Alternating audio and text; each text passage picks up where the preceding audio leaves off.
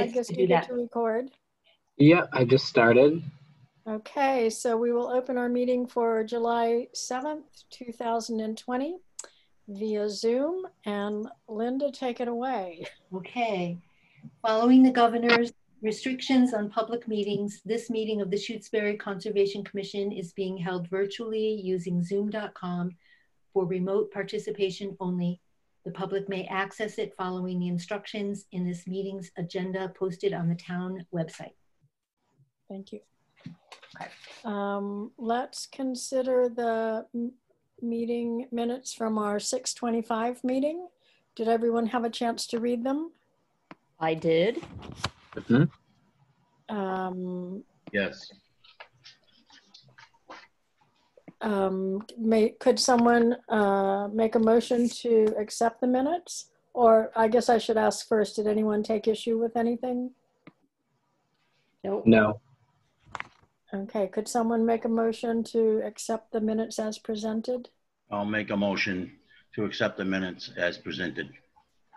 Russ I Missoula. second the motion. Okay, so all in favor, please state your name and say aye.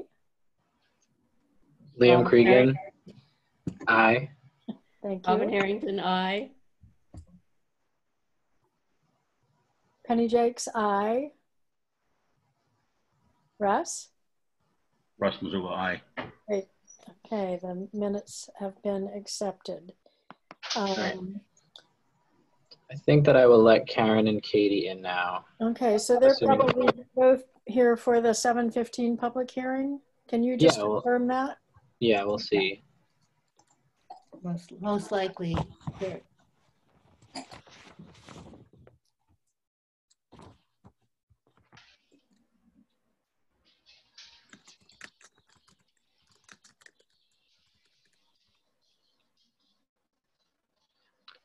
Hey, Karen, could you unmute yourself and state your first and last name and why you're here?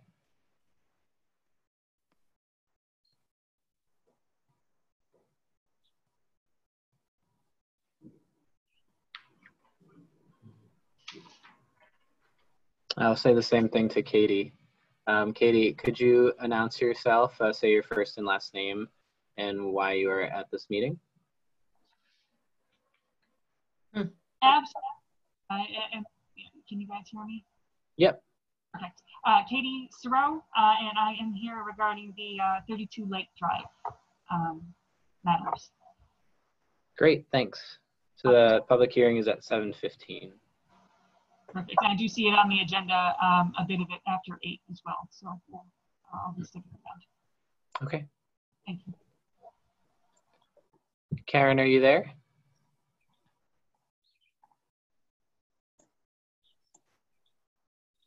Yes, I am.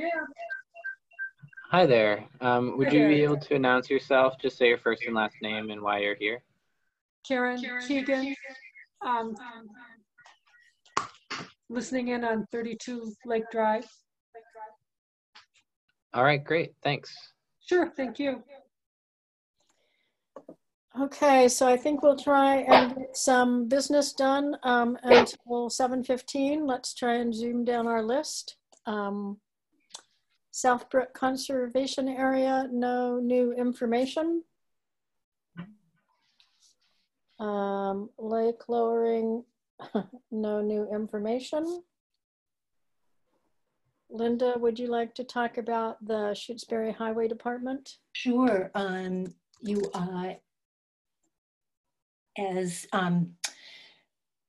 I forwarded to you the annual project list as prepared by Tim Hunting. Yay. So it looks like nothing. Well, I'm trying, it would be helpful perhaps to know where the culverts on Montague Road are, so we can determine whether they're jurisdictional or not. Okay.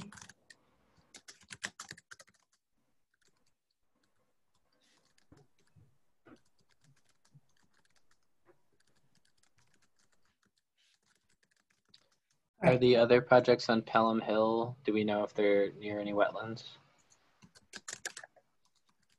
So the one on so there are two on Pelham Hill. One is on actually Baker Road at the close to where it intersects with Pelham Hill. Mm-hmm. There is a pond there, and there is a small sort of gully wetland that parallels Pelham Hill Road. Right. Do you know how close to Pelham Hill that is? Is it like on the Lacey's land? I think or it's the past that? I think it's the intersection where Baker Road. Well, the one that is on Baker Road is that intersection right there. Is that correct, Linda? Yes, it's there's a small section of paving running from Pelham Hill Road down Baker a short way down the street there. Okay. And then the Pelham Hill section. That I believe runs, oh, no, I don't have it in front of me. It looks like, well, it says here the section of Pelham Hill from the Pelham town line to a point beyond Baker Road. So I guess in that case, as it sounds like they're just putting a new top face on things. Right. And as long as they stay within the footprint of the road, I don't think there's an issue. On Baker Road, if they're actually removing and regrading, that likely needs to come before us because there's, depending on how far it goes, because there's a pond just down the road a little ways. And also the sort of gully swale wetland very close to Pelham Hill. So, Linda, would you be, or how shall we handle this? I know we've asked Russ to be the liaison with Tim on this. Mm-hmm. So Tim, did you, Russ, did you catch that? Excuse me. Penny, when you said about a swale, where are you thinking about the swale? The swale parallels Pelham Hill Road. Okay, yeah, okay. Towards the Pelham line from Baker. It starts at Baker and goes, I guess it's south there. Okay, thank you. So either way, I can follow up with Tim or Russ can. So maybe Linda and Russ can get that worked out. Who's going to follow up on that? He won't be in tomorrow, but we can get in touch with him Monday. Okay, great.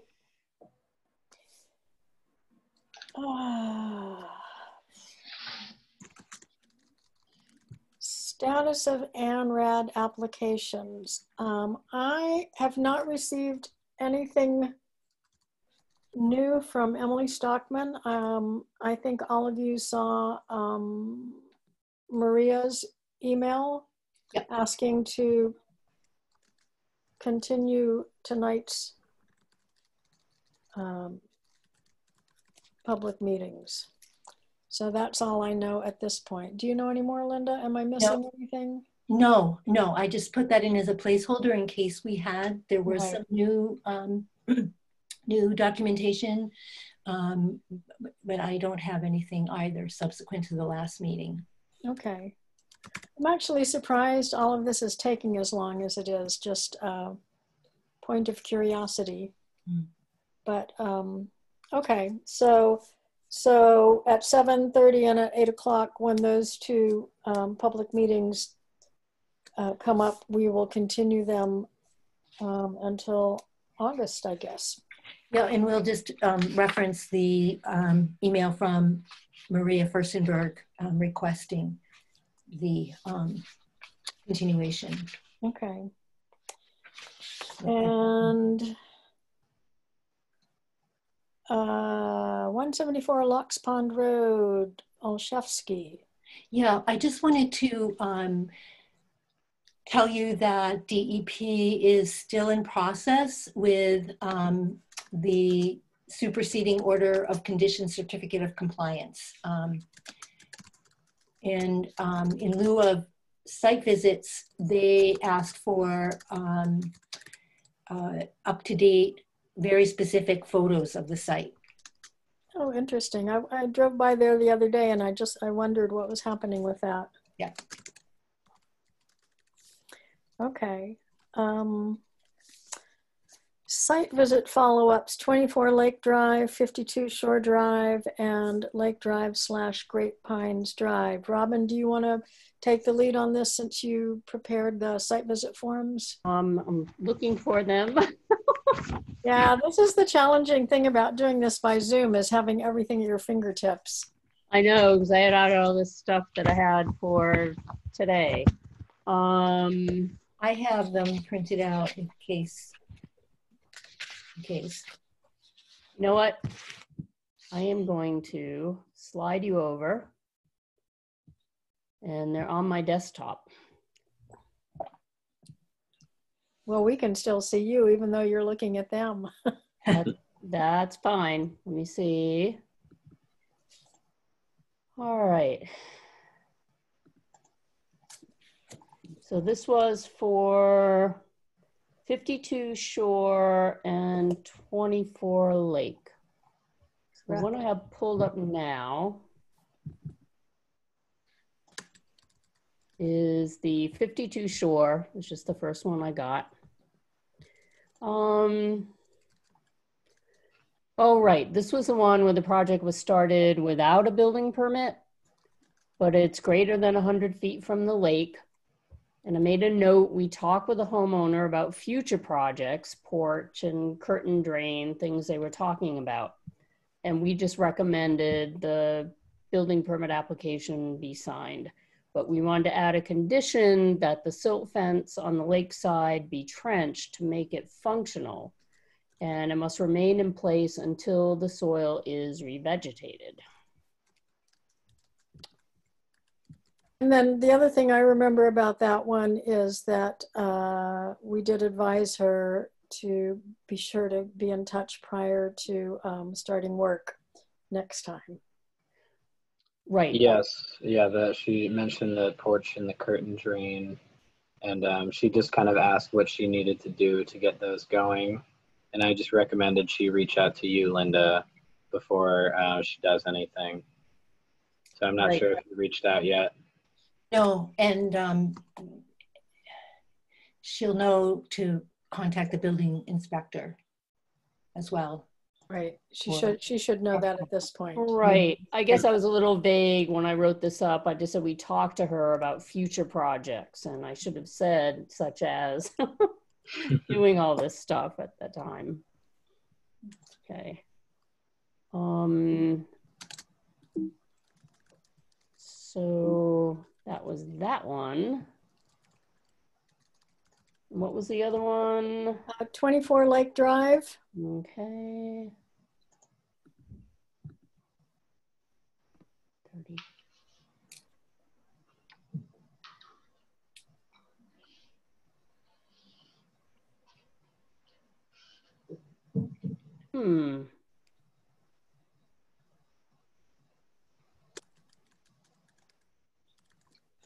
Well, to keep things, we have 1 minute before we need to move on to the notice of intent, reopening this public hearing. What was the Patio.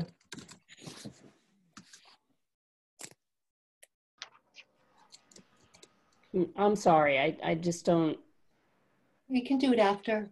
Yeah, why don't we pause for a minute on our updates and get prepared to talk about the 7:15 continued public hearing. And Liam, do you need to let anyone else in at this point? Well, the Michelangelics are here and we have somebody else here. Nobody else is in the waiting room. I just wanted to ask Geddes, if you could introduce yourself, just state your first and last name, and if you're here for the public hearing, just which public hearing you're for. Howdy. Henry is the name. Here to learn a bit more about the Conservation Commission. Baker Road. The ANRAD project on Baker Road? Yes, indeed. Okay. which won't be discussed tonight. Mm. Right. Okay. So Henry, just so you know, we will be continuing that public hearing and we will not discuss it tonight. So you're welcome to stay and listen, but we will essentially just continue the public hearing till our August meeting. Okay. Sorry to barge in. No, that's fine. That's fine. I just don't want you having to wait in the wings if the topic you're interested in is not going to be discussed tonight. I appreciate it.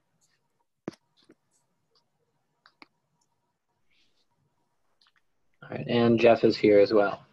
Okay, so it is 7:16. Let's reopen the continued public hearing for notice of intent at 32 Lake Drive.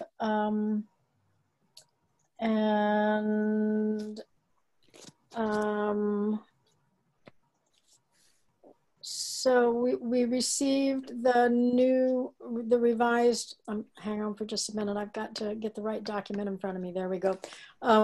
We received the revised plan and it appears that the well has been moved, correct? Hi guys, this is Jeff. Yes, we did move the Jeff. well. Hi, good evening.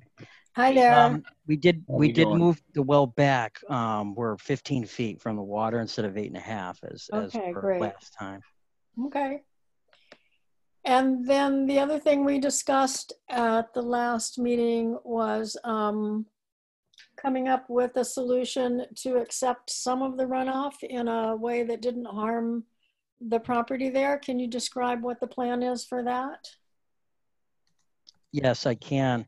So Steve and I spoke after the last meeting and we kind of went back and forth with a few different options. Mm-hmm. But what we ended up with is a 3 foot deep, 2 foot wide stone infiltration trench that really just functions as an interceptor trench. As sheet flow comes across, Mm-hmm. we're picking that up along his 40 foot of frontage, Yep, and we're taking as much as we can, and then the rest will go downstream. So in our opinion, we're doing our fair share and not doing the berm method, which would just pass it along down the gutter line. And also it will minimize, you know, we're kind of wrestling because we're going to have the effluent from the septic close by, but it's far enough away that we don't feel it's going to be detrimental. So we were comfortable with that approach. Okay. And actually, as we go from the property, so here's the crown of the road, we come down, we have an infiltration trench, then we actually kind of have it swaling back up so that it won't inundate their front lawn. And then we have the regular grading plan as per the rest of the documents show. Okay. So we felt that was a fair compromise. Okay, and you think that is, I guess the one thing I always worry about with a stone system like that is it will end up getting clogged with silt. Is there any sort of management plan associated with that? Well, we didn't draft one up, but Steve is aware, and I told him, you know, every 2 or 3 years, you'll have to top dress it, which means you get in there with a bobcat or a mini excavator, you scrape up the top, get rid of the leaves and the junk. And it is a maintenance item, but again, we feel it's better than a berm or trying to create a dry well or take flows with higher velocities into their property. No, I think that is a good idea. So what would be helpful for me, this is Penny speaking, is could you just write a little paragraph describing how this will work, and we will include that as part of the document? Yeah, That'd be great. We can provide that, absolutely. So just kind of a small, you know, a paragraph of operation and maintenance of the infiltration trench. Right, how the system will be, how it's designed, how it will work, and what the long-range maintenance is. Okay, great. That'd be great. O&M for infiltration trench. We'll do that. Okay, and if you could send that to Linda, she'll make sure we all receive it. Okay, great. Yeah, I can turn that around quickly. Okay, do other people have questions on the commission at this point? No, I was just curious of what they were going to do about instead of the berm, and I think that's interesting. Liam, Russ? I don't have any questions. Thanks for explaining it, Jeff. I kind of like the idea. You're welcome. how he's going to do it. It sounded pretty well. I think it sounds like it'll work out well, but like we got to keep it in mind, the maintenance procedure on it every so many years, and who's going to follow up on that. Right. Yeah, I that's a agree. I good think it point. sounds like Yeah. a good plan. Yeah, and technically it is on private property, so they would be responsible for it. And I Right. made Steve and Megan aware. And Steve and Megan, you're comfortable with the maintenance associated with that? Yes. Okay. If no one else on the commission has questions, can we open this up to others who are here from the public that are interested in this topic? Sure. I don't have no problem, Russ Missoula. Okay. So Liam, can you unmute? I believe Karen and Katie have that power themselves. Okay. So if either of you have questions, now's a good time.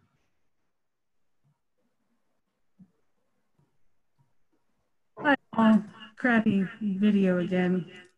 Oh, sorry.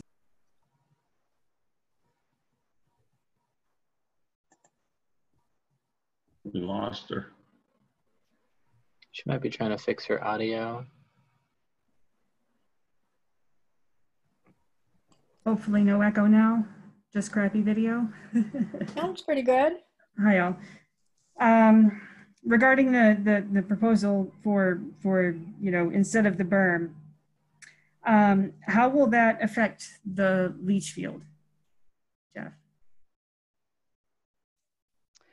Considering the types of soils out there and how they're considered rapidly draining, not much at all, if any. And that's what will that do for the neighbors, on either side or any side? Well, on the down gradient side, it will help them. There'll be less gutter flow moving towards their frontage. Okay. And then, so that's not in a site plan that's been made available to, I don't know, the public or posted online. I found it is posted on the website.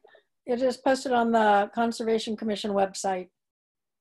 Oh, okay. Okay. I guess I missed it. Yes. And I apologize. It was just posted today because I had requested that the site plan have a rule on there so we could extrapolate and figure out what distances were. So that just arrived this morning and I posted it this morning. We could put it up now. Right. Why don't we do that? Liam, could you do that? Or yeah, sure. Either one of you, please. That'd be great. So we can take a look at that. And then the 2 to 3 year maintenance on that, what would happen if, what should we expect if the maintenance is performed on a regular basis? And what should we expect if the maintenance were not to be performed on a regular basis? So those are both very good questions. If the maintenance were not performed, it would be functioning exactly as it does today, which is compacted gravel, and whatever the gutter flow is that you receive now, you'll continue to receive. If the proper maintenance is done every 2 to 3 years, you'll see less flow both in front of Steve and Megan's and in front of lot 34. Okay. Can everyone see that well enough? Yes. Yes. Thank you, Liam. Yes. Thank you. All right. So the runoff won't interfere with the leach field at all. That sounds like. No, due to the nature of the high permeability of the sands out there, negligible impact.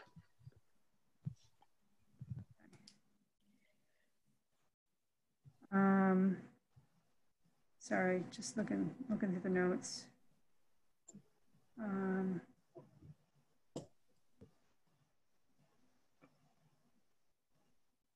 Okay. Okay, I think those are the questions that I have about that. Thank you very much. Karen, are you there? Did you have any questions?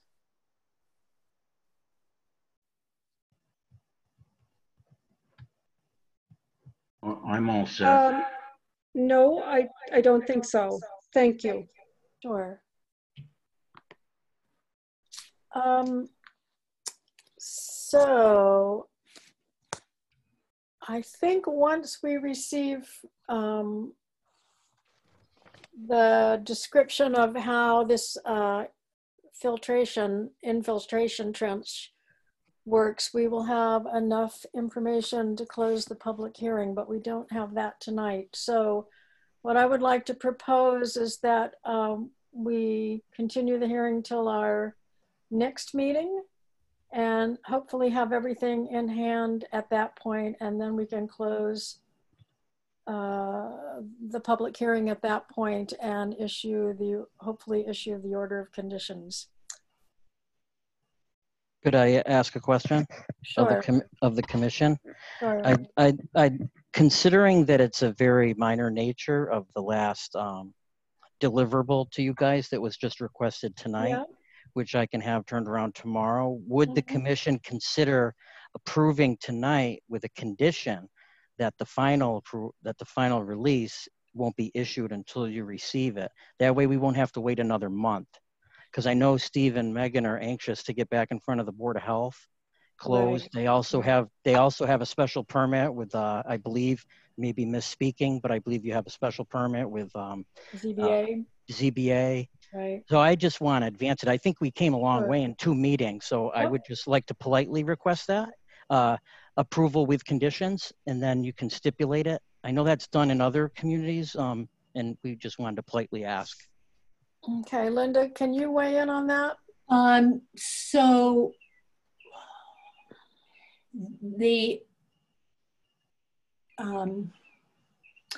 so Penny, I don't know, and it's up to you as commissioners, but I think you're being asked to issue the orders without, your final piece of information. Right.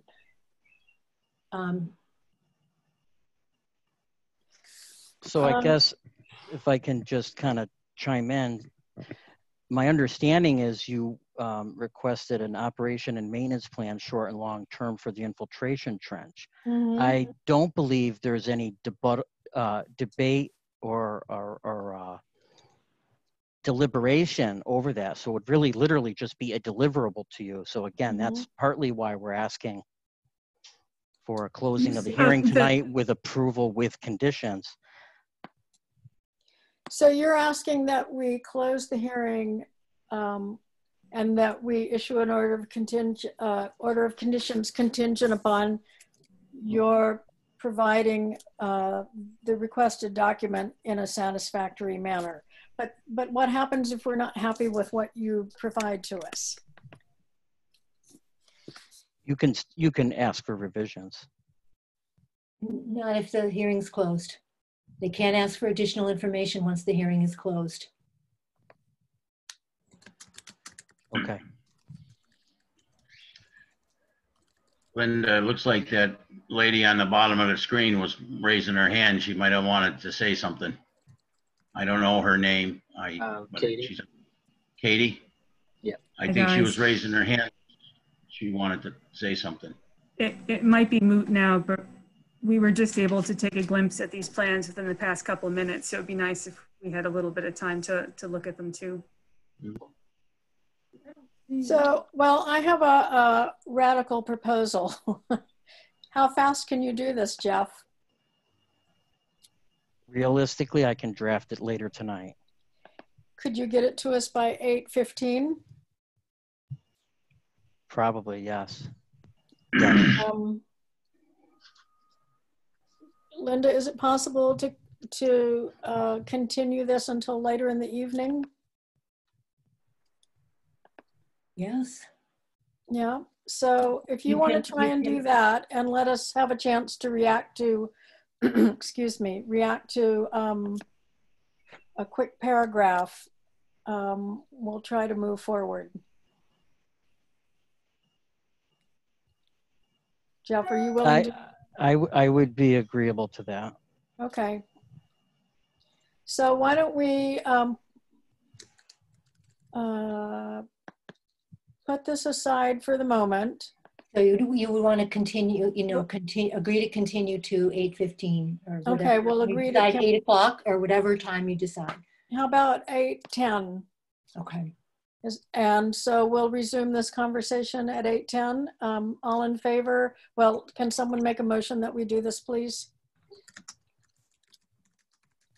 I make a motion, so Russ Missoula makes a motion so we can continue the meeting till 8:10. All in favor? I second the motion.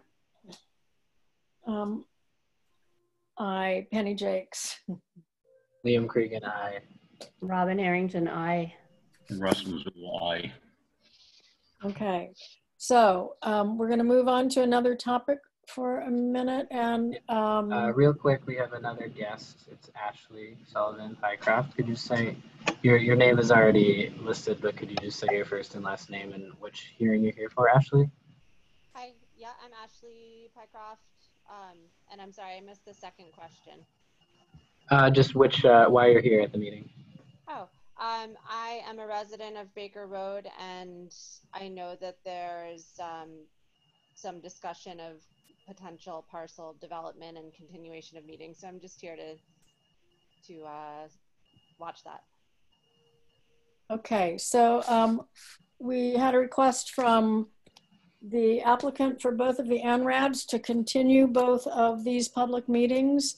So all we will be doing tonight is opening the two public meetings, public hearings for the ANRADs, and continuing them to a date in August, which means we won't have an opportunity to discuss the projects.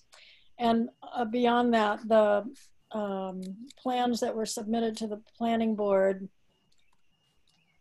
are not documents that have been presented to the Conservation Commission, and so we can't weigh in on that. Okay. But I do believe the planning board is meeting on Monday if you want to bring your issues, your concerns or questions about the plans that arrived for these 4 parcels. They should be talking about that on Monday, I presume. Okay, thank you. Sure. I just hang out for a little bit. Sure, you're welcome to listen. It's going to be boring, but go for it. Yeah, I'll probably be in and out. Okay. So I'm going to open the 7:30 continued public hearing for ANRAD at ZD-37 Montague Carver. And we will continue that to our first meeting in August. Linda, you don't happen to have the date in front of you, do you? Yes, I do. It's the 13th. Okay. So August 13th at 7:30 p.m. And that's it. So you need a second and vote. Yeah. Okay.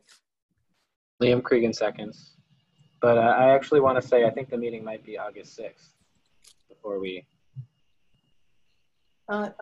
Second Thursday of the month. Second Thursday, okay. Yes, right. Yeah. So it is the 13th.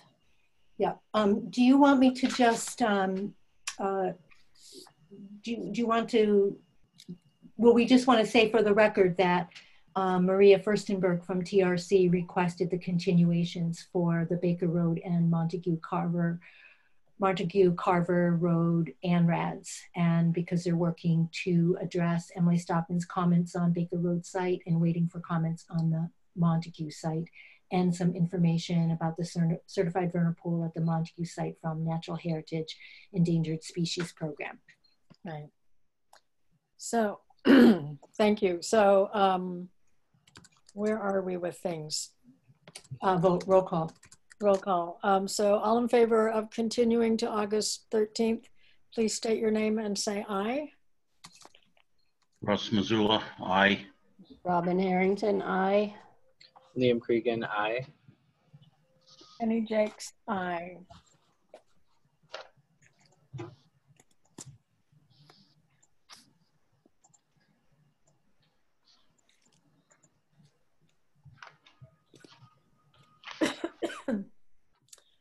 Okay, so let's go back to our site visit follow-up. Okay. So the one find 24 Lake Drive. I did, and that was the one. It was another building permit application. The project is not on the lakeside, so the house itself serves as a silt fence, and it's more than 50 feet from the lake, so it's actually exempt. Our recommendations were that the building permit application be signed, but there was a condition that any excavated material be moved more than 100 feet from the lake. Okay, thank you. And then the last site visit we did was from the curbside, the corner of Lake Drive and Great Pines Drive. And I see that Linda discovered that the property belongs to Mark Rivers, and he sent us a statement, which I don't have in front of me right now. I do. Okay, can you read it to us? Sure. So I'd just like to preface it by saying that there were 2 inquiries about a pipe being installed under Lake Drive running from 30 Great Pines to 70 Lake Drive. So that's what I asked, in addition to the corrugated or flexible pipe that you all observed. So I asked Mr. Rivers about both of those. And so he said that the purpose of both pipes is to reduce water flow down Lake Drive and thereby reduce sediment flow into the lake. The pipe under Lake Drive diverts water from the roof and underground foundation perimeter drain, and that would be at from 30 Great Pines, under Lake Drive and onto an established lawn. The outflow of the pipe is 142 feet from the bank of the lake. Instead of roof rainwater flowing over 25 feet of lawn and onto Lake Drive, and then directly into culvert between 68 and 70 Lake Drive. It completely bypasses the road and instead flows into a washed stone-filled basin and then sheet flows over the lawn. The sediment-free water that is not absorbed within the buried basin and lawn will eventually reach the lake. Regarding the flexible surface pipe on the lawn of 30 Great Pines Drive, this is designed to prevent water from flowing across the topsoil and then directly onto Lake Drive. This is a perforated pipe which is intended to widely distribute water onto the newly planted grass rather than have a concentrated flow over and eroding the topsoil and then directly onto Lake Drive. Once the lawn is established, this pipe will be removed, and any water flowing out of the pipe will initially flow into a washed stone-filled basin and then over 40 feet of lawn before flowing onto Lake Drive. Okay, so I think what we did not observe was a washed stone-filled basin anywhere. He said, well, it doesn't sound like that's established yet, because right now it's laying on the top, and it's perforated pipe, which widely distributes water onto the newly planted grass. Right. Once the lawn is established, the pipe will be removed, and any water flowing out of the pipe, that must be the, I'm not sure what pipe that means. Well, perhaps when we do, I'm having a hard time visualizing all of this. Perhaps when we set our site visits, we could ask Mark Rivers to meet with us and just describe what the plan is. Yeah, it sounds like once the lawn is reestablished, that black perforated pipe will be removed. And right now, there's little holes in that black pipe, right? So any water that moves through the pipe will trickle out in, different places that it flows through the pipe. Mm-hmm. Okay, yeah, but the stone basin, I guess when I read that in email initially, I assumed the stone basin he was referring to was where the pipe starts. upgrading it. Because I do recall seeing some stones there. I think it was maybe just smaller than it sounds in the email. You're right, though. I remember seeing those stones too. Okay. Well, it's always hard to do these sort of blind site visits where you're not sure what you're looking for. The sightless site visits. Sightless site visit, correct.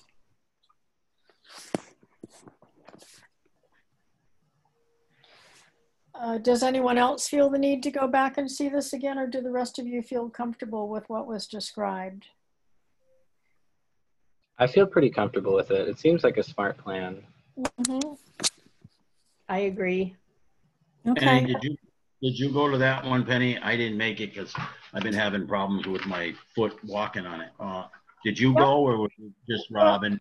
No, Robin and Liam and I all went, but we didn't have very much information at the time. And so Mr. Rivers' description is very helpful, but I didn't see the stones, but I wasn't looking for stones. Did you see him, Liam? Yeah, and it sounds like Robin did too. Right, it sounds like the two of you were more observant than I was. Right, but there weren't a lot. It wasn't like a huge area. Mm-hmm. And we were caught in a stressful traffic jam as we were observing it. Oh, that's right. That's right. Suddenly there were 4 or 5 cars trying to get by, as well as some canoeists marching along. Right. Oh man, I'd forgotten about that. Okay, so well, I got some not so pleasant hand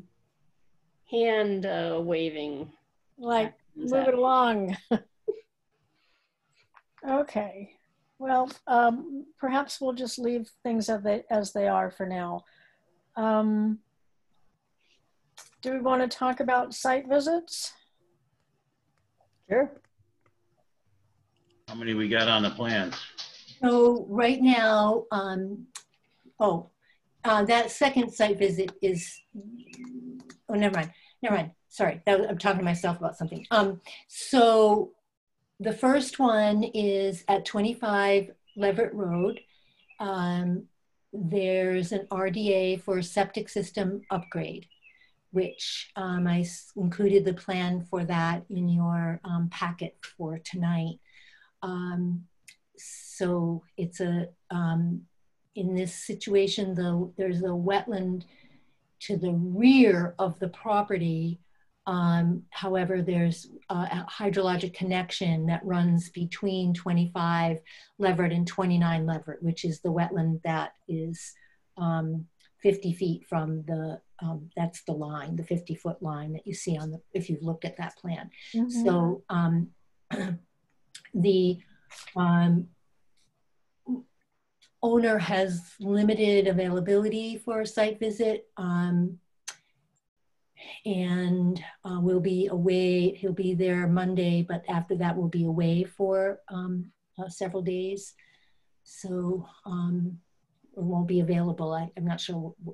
Anyway.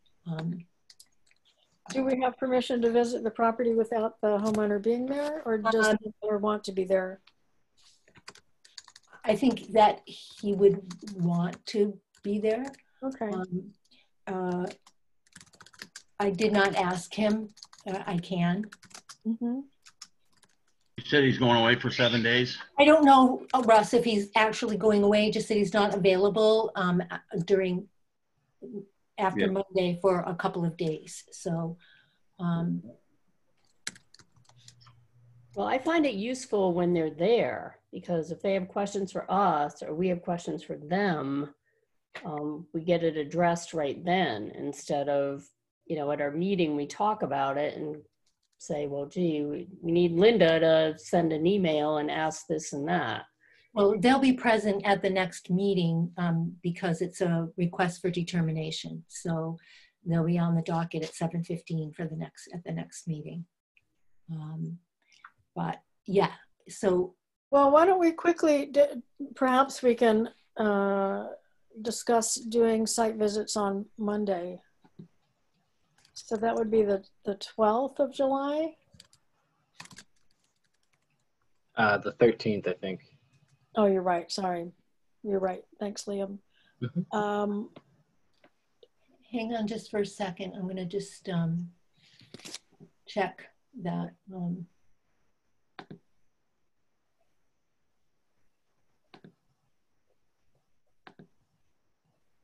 Yeah, he's available on the 13th. Yes.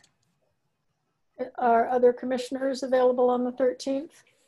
I am. 13's a bad day for me because I got to get blood work and I'm having my foot, they're trying to figure out what's going on with it. How about you, Liam? I can be there. 10 o'clock? Sure. Robin, does that work for you? Yes, I'm writing it down. And Mr. Martin will have a large scale plan for you. Okay. Linda, is it feasible for you to try and arrange that so quickly? Yes, I will communicate with him tomorrow. Yeah, okay. He's waiting, so. Okay. Yeah. Yep. Yeah. Okay. Okay. And there's no other site visits that same day? Well, the if dam that's keeper. the only one, I can walk because I'm literally 2 blocks away. Oh, really? So I thought that was way down the hill. It's the little yellow cottage that's just down from Town Hall across the opposite side of the street. Okay. Okay. Yeah. It's very close to the road. Is that the one that has a for sale sign out front? Yes, it does. Yes, Russ. Yep. Okay. Yep. Oh, you're going to be our new neighbor, Russ? No, that's somebody else. Yeah, so, right, so it does. It's 25 Levitt Road has a for sale sign out in front of it. Okay. Yep. Wish it could be me. Not yet in the market, though. Oh, that would be great. Think about it. And so the only other site visit that is, out there would be coordinating to go down, if as Russ was mentioning before the meeting started, if you want to meet with Howard Kinder, the gate and dam keeper, to learn more about the outflow. Try to get in touch with him tomorrow and see what dates he's got, not just one date, but a couple different dates, and I'll get them back to you, Linda, and then we'll see where we're at with all of us on the commission, what days would work. But I'm not sure I can walk down in there. That's my problem right now until I can figure out what's going on with my foot. Well, if you could make the arrangements, perhaps the rest of us could conduct the site visit. Okay, I got a note. I'm going to contact Howard tomorrow. Then I'll get in touch with you, Linda, and let you know what he's got to say. And if there's any chance he could do it this coming Monday morning, we could tag team the septic system upgrade with this site visit. That's on the 13th. I'll see what he's got available. What time? Because you'll be 10 o'clock on the other one. So yeah, maybe say 11 o'clock. Let's say 10:30, just to be on the safe side. Okay. Why? Let me see what I can come up with, and I'll get back to Linda on it. Great, thanks. Thank you. Okay. Let's see, level 2 drought conditions. So you probably all saw the notice from MACC alerting us to the fact that the western part, excuse me, of Massachusetts is in a level 2 drought condition based on what was observed through the end of June. And this is relevant to us for a number of reasons, but in specifically because we conditioned a project on 11 Pine Drive a year or so ago, and I can't remember. Yes, it was actually last maybe September, August, September. Did we all go to that visit? 2019. Yeah, it all blurs. Anyway, it was a gentleman who was doing a lot of work on his property along the lake, including installing a new lawn and a watering system that took water from the lake. And one of the conditions for the project was that he could not use that system when the state was in under drought conditions. So we drafted a letter and sent that to him, just reminding him of the fact that until the drought conditions have been lifted, he cannot use that watering system. So that was just an update. Eversource line 354 erosion control. Yes, I have an update from Barry.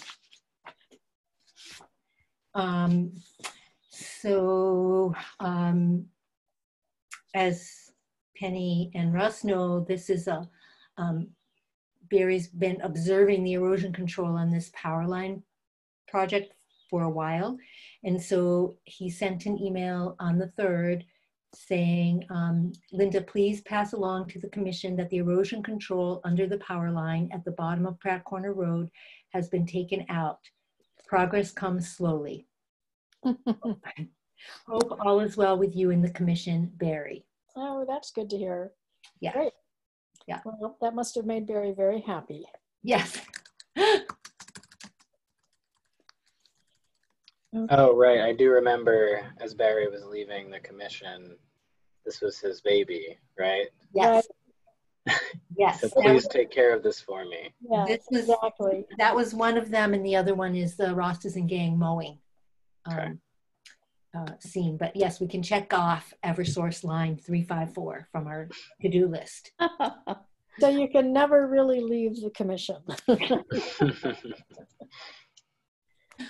Okay, so we have a couple of minutes before we can discuss the 8 p.m. NRAD. Linda, you have on here financials, MACC and MS. Yes. Dues. Do you want to talk to us about that? Sure. I'm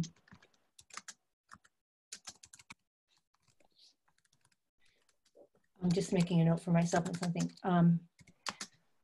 So it's time to consider the annual dues for both organizations. The MACC annual dues are $203, and their MACC bases their dues on a formula that is derived from the town's median family income and population, and is not related to the number of commissioners. So that's how it's determined. The rate is determined. So it's $203 and $60 for each additional person, i.e. staff. So the 203 covers all the commissioners. Yes. Yes. Yeah. And, gives you reduced membership pricing on conferences, workshops, trainings, the fundamentals program, all kinds of benefits in terms of, if you want to participate in events that charge a fee, membership gives you a reduced fee. And for example, a e-handbook subscription is $60, and as members is $15. So plus they're a great advocate for the things that the commission does. Yeah. Okay, and MSMCP? Yes. So that Mass Society for Municipal Conservation Professionals. So that's the group who sponsored all the weekly webinars or Zoom meetings around the COVID-19 legislation and, you know, all those updates were, they organized them. They're primarily based in Eastern Mass, but now that things are being done by webinar, it's so much more accessible for the rest of us, and their dues are $20. I say, I make a motion that we pay dues for both of those organizations. Can I have a second? Liam Cregan seconds that. All in favor? Robin Arrington, aye. Les Missoula, aye. Liam Cregan, aye. Kenny Jakes, aye. Perfect. Okay. Yes, excellent. So I'll make sure those get paid.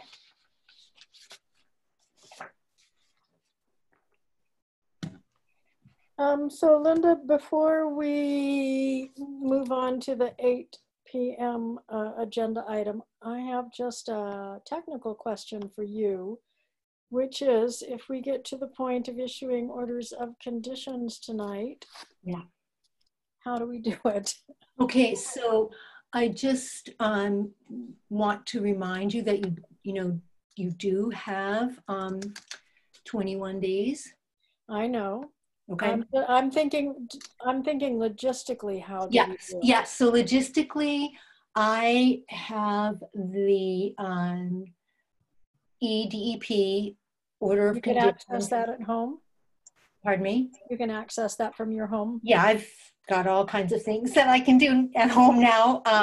So yes, so I have it there. I'll just probably it's probably timed out. So I'll just have to log back in, and then I can, Liam gives me permission, I'll screen share it, and I'll scroll through and you all can fill in what needs to be filled in. Okay. And then, and then because you have voted to do electronic signatures, which are done on the EDEP form anyway, then it will be signed and Yep. Okay. Just we haven't had to cross that bridge yet, so I was just no wanting to understand how it worked. Right, and then I would anticipate I'll be able to save it. It'll be saved, so then I'll be able to then also send it electronically to the applicants. Mm-hmm. Okay.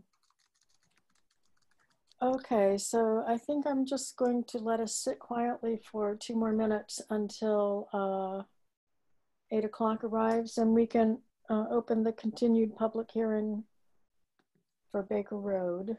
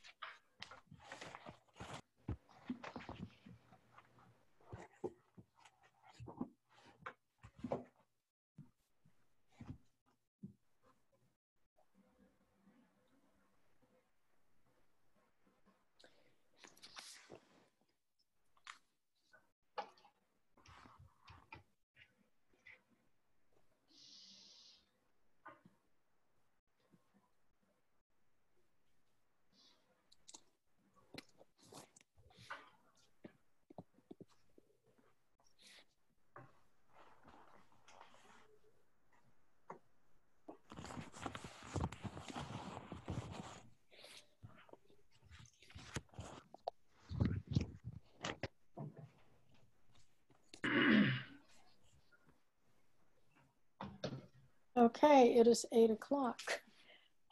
we will open the continued public hearing for ANRAD at ZQ-6, Baker West Pelham. And as we discussed earlier, TRC has requested that that be continued until a later date. And as we did with the 7:30 ANRAD, I propose that we continue that to August 13th at 8 p.m. I'll make a motion that we continue that until August 13th at 8 p.m. May I have a second? I second the motion to continue it August 13. All in favor, please state your name and vote. Robin Harrington, aye. Russ Missoula, aye. Liam Cregan, aye. Kenny Jakes, aye. And again, both of these projects are still being worked out between the applicants,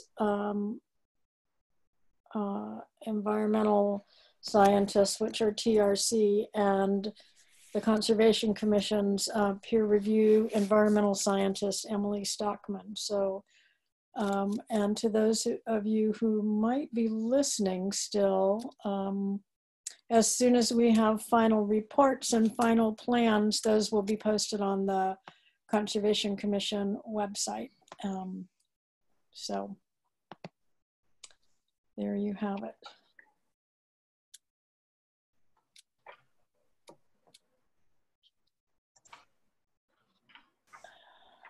And I see, Ashley, you're still here. Did you have a particular question that is not specific to the public hearings which have been continued? No, I'm more just bearing witness and just curious about the process with the ANRADs, and that's why I'm here. Well, I'm glad you are. So thanks for hanging in there. Yeah, frankly, we're a little surprised that the whole back and forth process is taking as long as it is. But in my mind, I hope that means both sides are doing a thorough job assessing the boundaries of the wetlands on all of these 4 properties. I hope so too. Yeah. So at this point, it's not about this. I do have a question, actually. It's not about the state of emergency anymore. It's because the documents, the ANRADs, aren't ready to be submitted. It's both. It's both. But even if there was no state of emergency right now, the documents have not been completed. So we would need to continue regardless. Okay. Yeah. I hope they're doing their due diligence. I'm sure. Yeah. Well, I have a lot of faith in Emily Stockman, and yeah. It'll be interesting to see all the final reports. So I hope you take a look at those. Yeah, thanks for letting us know that they'll be on the website, on the Concom site. Sure. Okay. So is that it for ANRADs tonight? That's it for tonight. We're not, if we continue them, we can't discuss them. So there you have it. Okay. All right. I am out then. Thank you. Okay. Thanks for coming. Sure.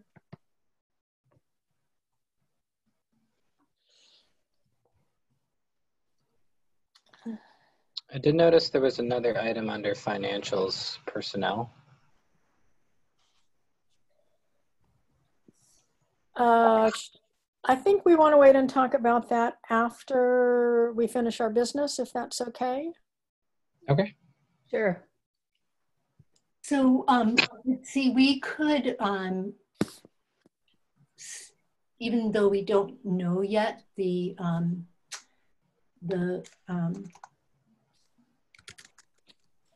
what you'll decide regarding 32 Lake Drive, I could, let me just see if I need to log back into the EDEP website and then to look at that. Can I just ask you a technical question, Linda, on this? Okay. Is it possible to draft the order of conditions outside of the context of our meeting? If if you all vote that. I just find it really hard to do this in a Zoom meeting. Right. So it's really hard to think clearly, and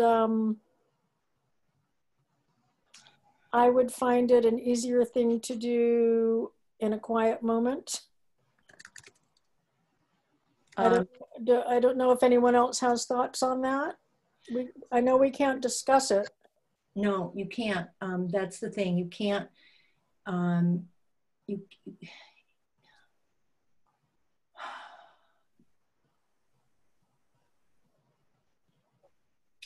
You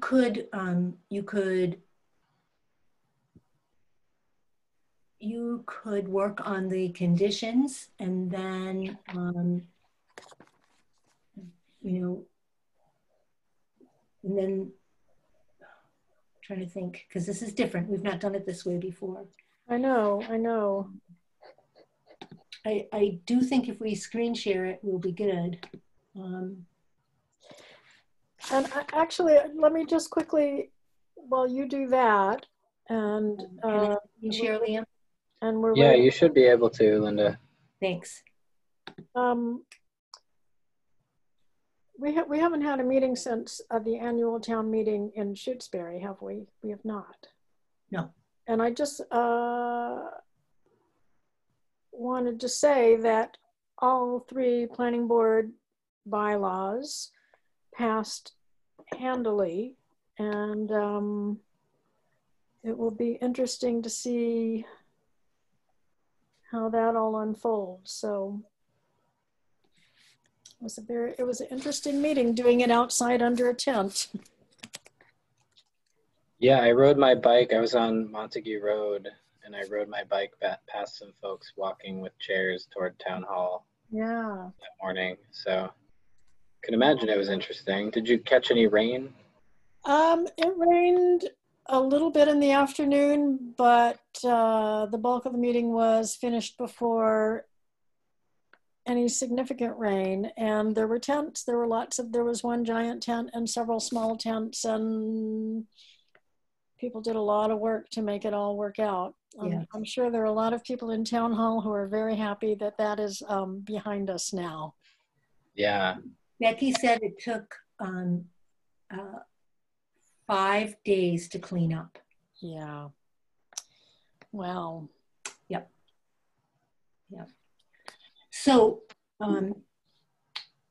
while you're waiting, can you see the my screen? I can. Yes. Okay. So this, for those of you who don't know, this is the what the DEP order of conditions form looks like. So the first section A is general information that for the most part is pre-populated from the notice of intent. And then some is added in, like number 6, the registry of deed information. I filled that in from the notice of intent.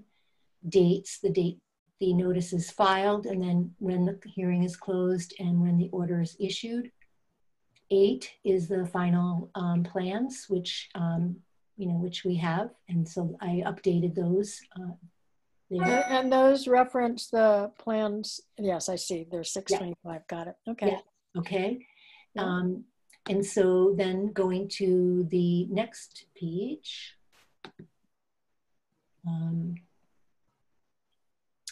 So this is where you start to fill in findings pursuant to the Massachusetts Wetland Protection Act, and then you would put here any what you would check all that apply, and then 2 is whether you approve and subject to, and then here there's additional language, which is the full text of the order here, which is the full text of all the that there are conditions. And that's the standard conditions that go. Well, this section right here just says that, you can see it. I've opened it up so you can see that it says the following general conditions, which come a little bit later in the document. Okay. So, and then in this case, it's buffer zone only. And then what you would be filling in is the shortest distance between the limit of project disturbance and the resource area. The rest is skipped because that's inland resource, which is not applicable, or in this case, and it's not restoration enhancement, and there are no stream crossings. So, and then here is number 1 is where the standard conditions are listed. So those are all the standard conditions in a notice of intent.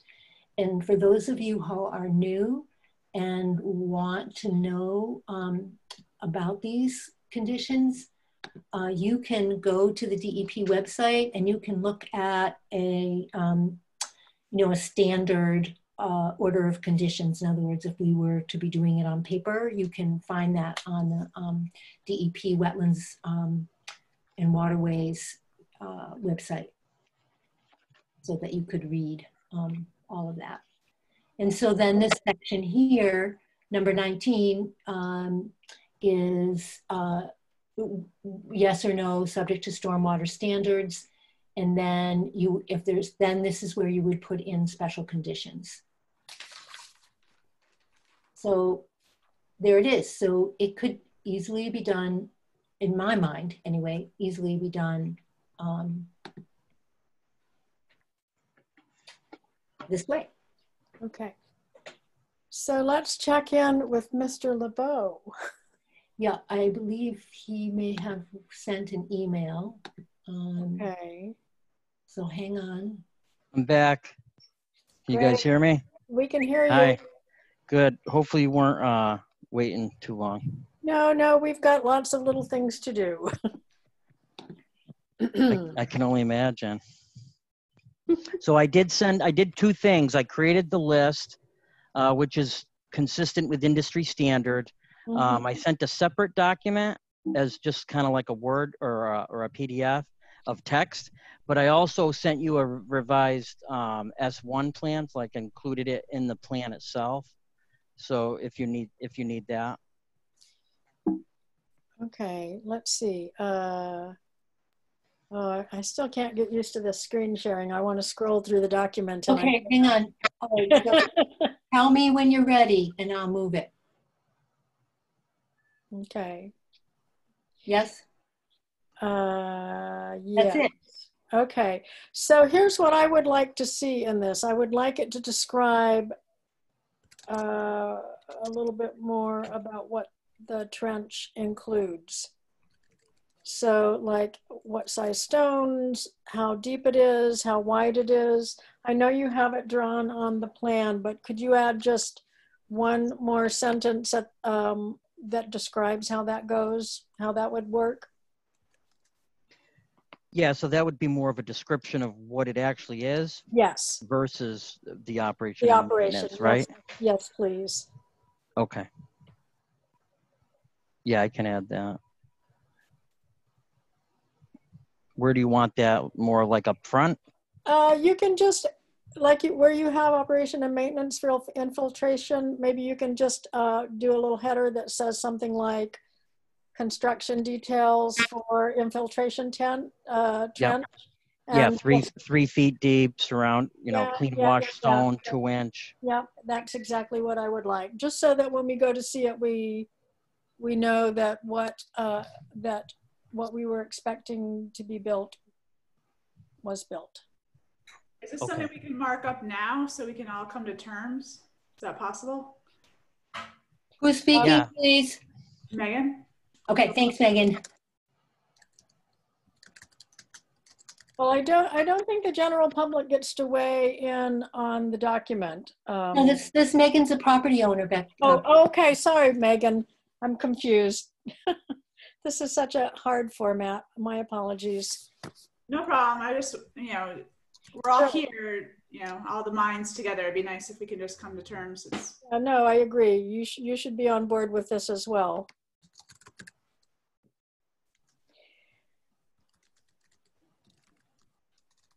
I mean, I'm happy to throw up a Word doc and put it together, or Jeff, if you're able to edit and show it so we can come to terms. We're just kind of. Yeah, I'm typing it up right now. What I was going to do is right underneath operation and maintenance for infiltration trench, parentheses, 2-inch crust stone, 3 feet deep, sides with non-woven geotextile fabric. You just kind of wanted a basic description, Yeah. kind of up in the header.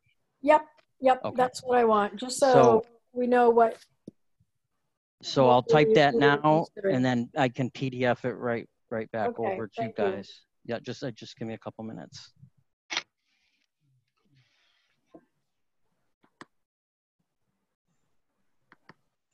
One advantage of working on Zoom.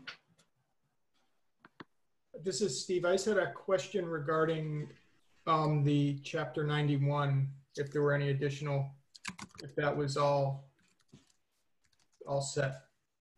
Or what the process was with that, I guess. I don't know how to ask the right question. We submitted something and did the public notice, so I didn't know what the next step was after that for the Conservation Commission, if any. I didn't know if that was just notifying or if that required something. That's all. I think, well, and Linda, you know this better than I do, but I believe you just notify us of this, and it's actually handled through a different subgroup within DEP. Okay. Yeah, and so just if the commission had any if we had any concerns, we could weigh in. Yeah. Thank you.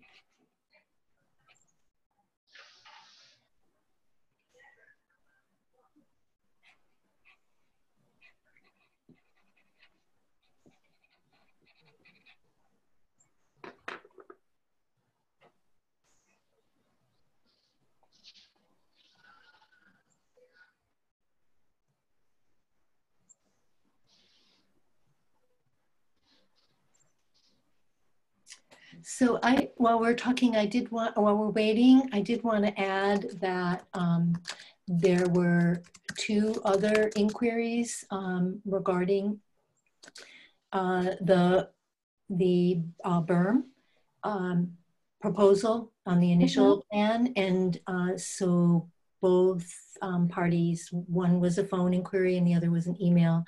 And I let both parties know that the plan was being revised. And so that was fine. One of the people that inquired was Donna West on behalf of Lake Wyola Association. And she wanted the commission to know that they are working on educating folks about managing best practices for managing runoff. Great, I'm happy to hear that.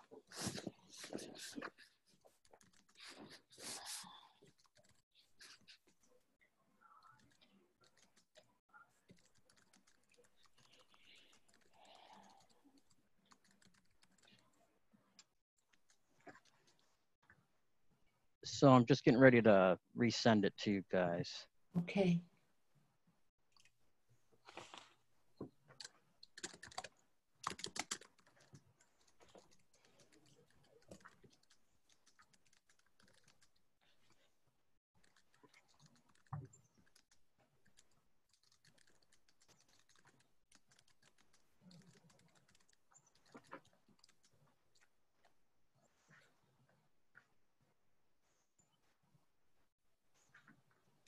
Okay, I think I just re-emailed it. Okay, got it. And I put more of a descriptor up top. So I think it captures what you were looking for, but let me know if we want to tweak anything else. You see it, everybody? I do. Okay, the only thing I would ask, it's 3 feet deep. How wide is it? 2 feet. With the lot. So it's 2 inches.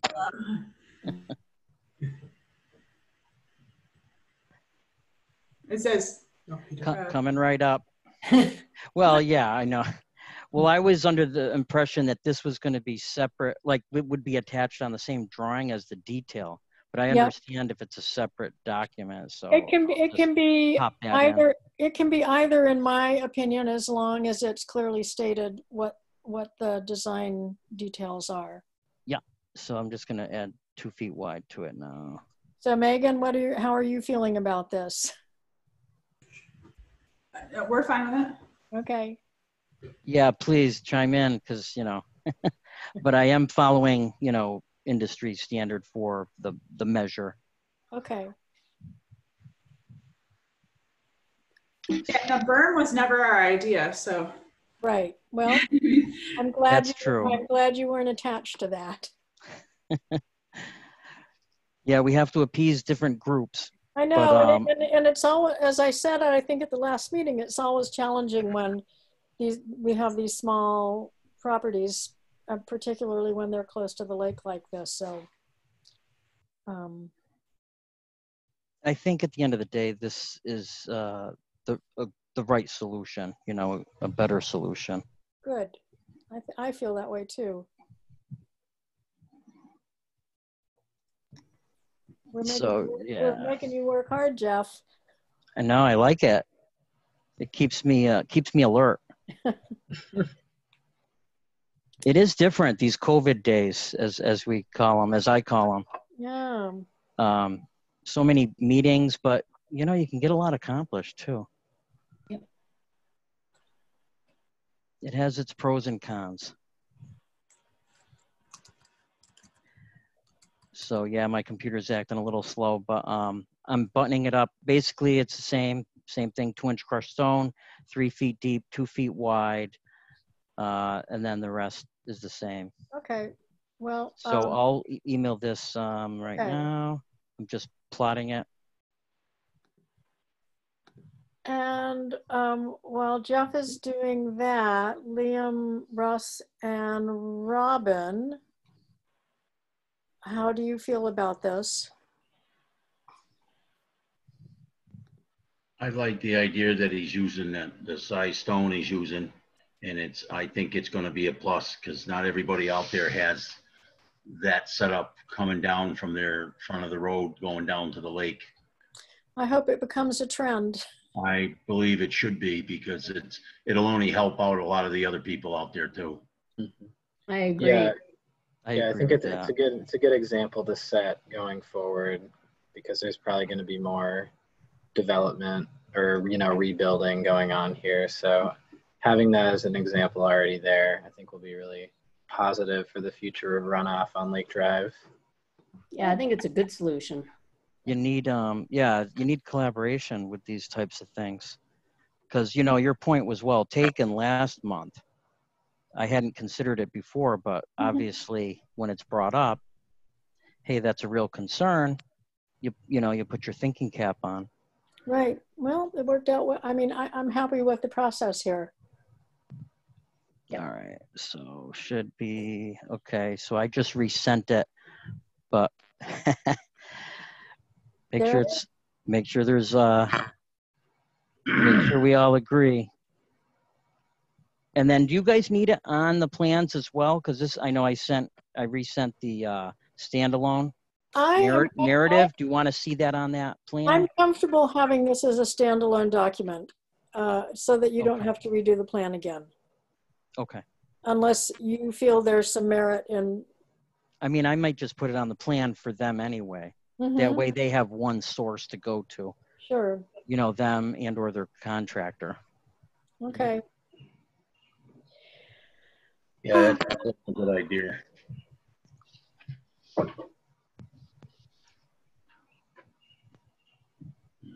Okay, anyone else have on the commission have questions?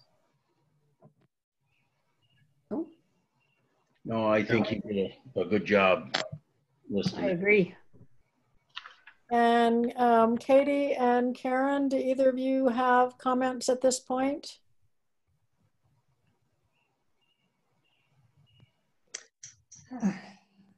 Yes, thank you. Oh, Katie, are you going?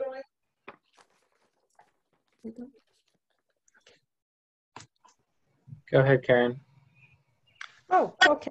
I had some time to look at the plan. Is And it Karen or Katie? I can see that the ditch goes, and I think Jeff said this, the length of the property. How is this ditch going to affect the neighbors on either side? The water, you know, seeping down in. Okay, so can you, Liam, are you able to pull up the plan? So you're referring to the neighbors on the same side of the road, east and west, Same side of the or road. north south? Can I just Yeah, the infiltration trench won't impact them. This is a proactive preventative measure to capture stormwater and infiltrate to the max extent practical. And then the rest is going to do what it does now. And how close is the ditch to the leach field? Well, I want to be clear. I know it's semantics, but it's not a ditch. It's an infiltration trench, which means it's more flush. Yeah, I know, but there are nuances of differences. That's why I mention it. So it's not going to be like an actual roadway ditch. It's going to be more flush with the level of the surface, and it's going to have a different, much larger, coarse aggregate that's clean and washed with geofabric down on the sides that you won't see. And that's going to capture and then infiltrate stormwater runoff along that frontage. Now, it is a gradual swale, which is different than a ditch because a swale is very gentle and it's much more broad and it's trapezoidal in cross section. So it will be able to handle a lot of flow if there's a gully wash or a big event. So that's another measure that's going to help prevent the neighbors. What's that? I'm not on your level. Wait, you know what? Does the water go down toward the lake or down into the ground? Down into the ground. Oh, okay. I'm sorry, most of the water that comes along the gutter flow or comes from the southwest onto the property would get captured and then percolated down into the soil. And because of that swale, it pitches back up before it goes down to the lake. So all the road runoff won't pitch onto their lawn. It'll just be whatever falls from the rain. So that's another positive measure to this solution versus the berm. And so this will be converted from runoff into groundwater, essentially. Pretty much groundwater recharge, yeah. Right. Everything okay on your end, Linda? Yes, but I just didn't know who is asking the questions. That's a problem for me because I can't tell who it is. And so I need people who are visitors to say their name before they ask the question. Oh, that was Karen asking. Thank you, Karen. Thank you. I thought, yeah. Any last questions?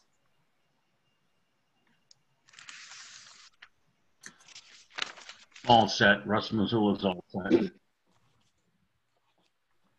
Okay, so are we ready to close the public hearing? Yes. Okay, can someone make a motion, please? I, Russ Missoula, close the public hearing. A second? Robin Harrington seconds the motion to close this public hearing. Can we take a vote? Liam Cregan, aye. Robin Harrington, aye. Russ Missoula, aye. Jenny Jakes, aye. So, We'll So talk there, of course. we will, I think as a commission, we will talk a little bit about how we will get the order of conditions done. But the public hearing is closed, and I think we have all the information that we need. Thanks for working with us on this. I think the project is, from our perspective, much better at this point. So, you know, thanks for muddling through. Thanks for your time. Agree. Great. Sure. Thank you for your patience. Sure. Yeah, likewise. Thanks for your hard work, Jeff. You're welcome. All right, guys. Have a Take good care. night. Enjoy the Thank heat. you. Good night. Okay.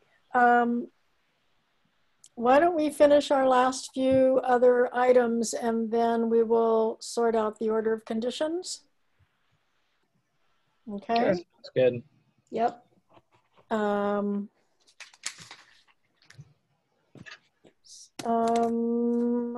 guess the only other topic is personnel. And Linda, would you like to talk with us?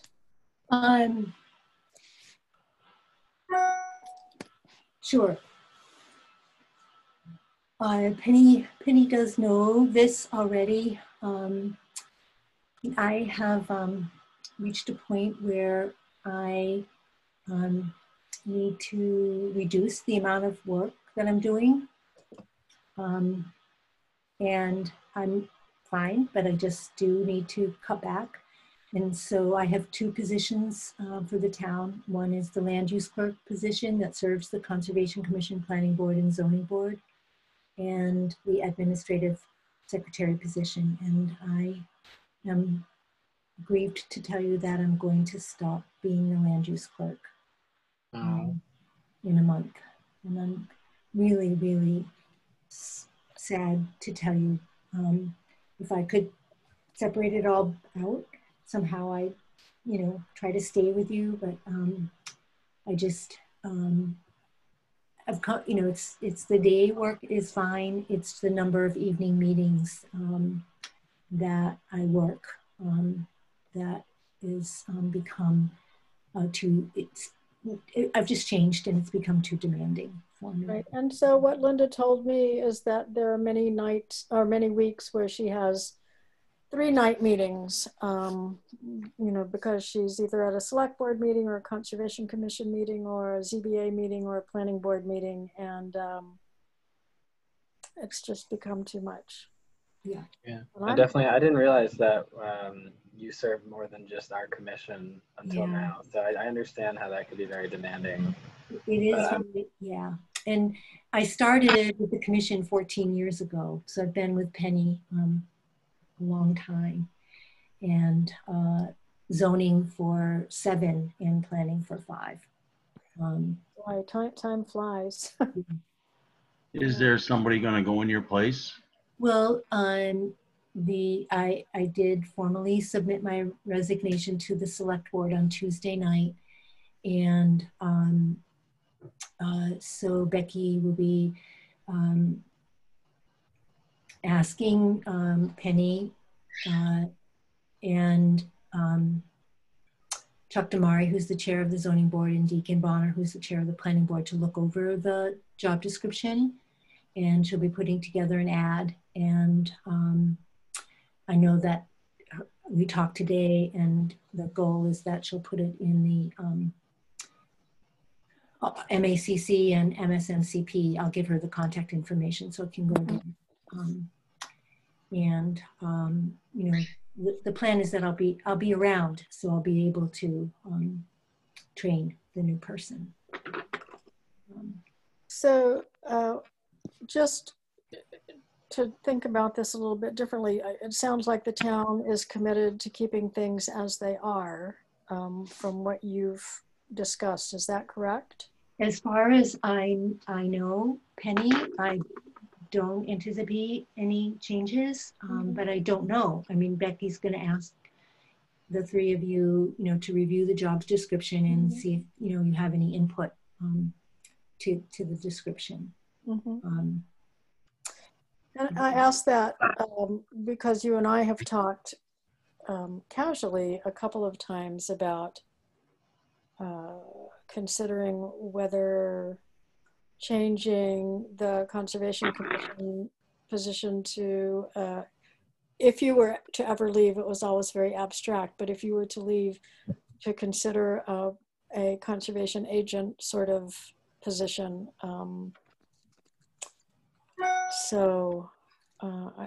I don't know how, I don't know if the rest of the commission has a sense of how that's different. I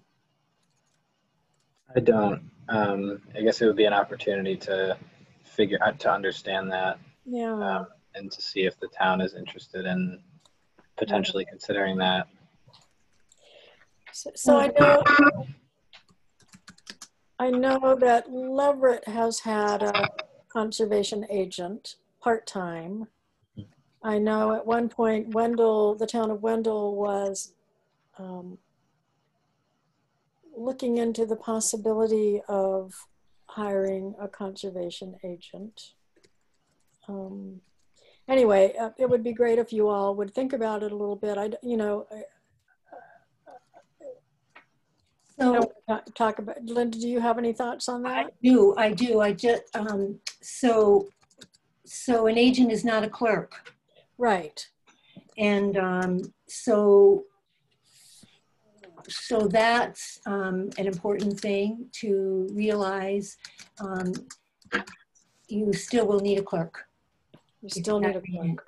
Yes. So it would be in addition to. Yeah, because the goal of an agent is to do more of the site visits on your behalf. So that's a different, the agent is usually someone with an environmental degree and goes out, knows wetland science and can go out and do the visits and draw up orders for you, draw up determinations for you, do a lot of the things that the commission does now. Right. Things that a clerk does not do. Right. And just it's I think almost all larger towns probably have both a clerk and an agent. And my understanding is the meetings are very different in these larger towns. And there's something I think valuable about the way we do things. We all go to the sites and we all are familiar with the projects. But at the same time, I'm always aware that it's been very, very hard to maintain a conservation commission of 5 people and do all the things that we need to do. And so that weighs heavily on me that, it's a big job to learn, and we haven't had a full commission in many years. So just food for thought. I mean, bottom line is, Linda, I'm really sad you're leaving. You've done such a remarkable job. Thank you. When, how soon will this take effect?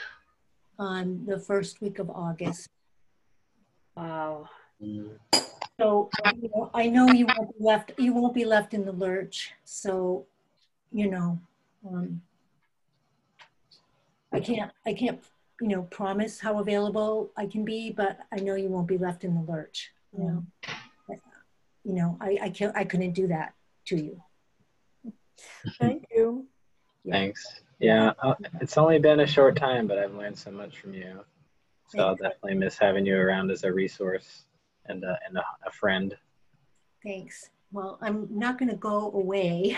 That's true. I'll see you. I'll be in town hall or working from home in my other job. But,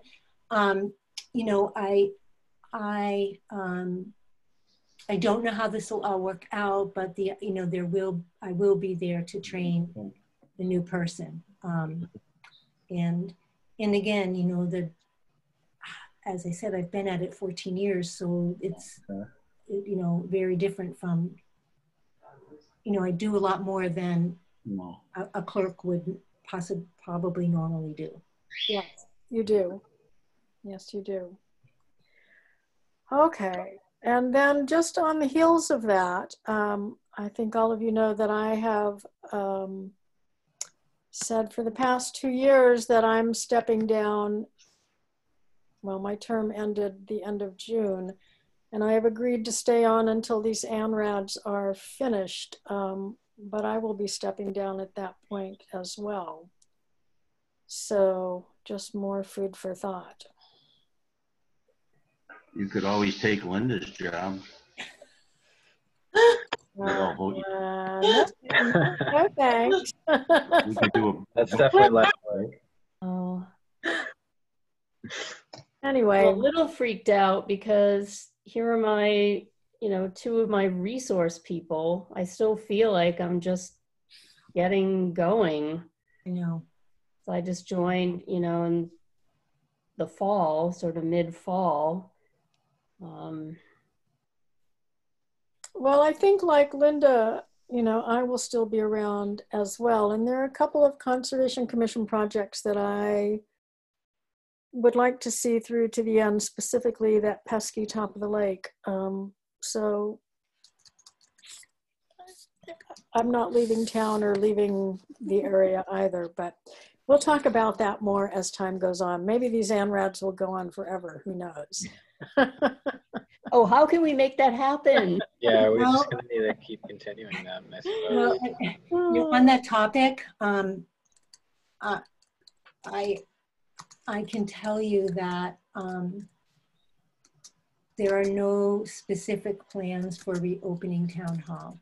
Was it discussed at the Monday Yes. Select Board meeting? Yes, it was discussed on Tuesday, and Becky had conferred with the Board of Health, and they are not anxious for us to open up Board of Health, right? You know, that to open up town hall. So because right now people can have their needs met by using the Dropbox or, you know, other methodologies. Occasionally the town clerks meet with someone when they have to do notarizing or marriage intentions and things like that. They go outside or they figure out a strategy. But anyway, and the governor's, the governor, where we are, step 1, phase 3 is 8 people per 1,000 square feet for enclosed indoor space. So I don't know.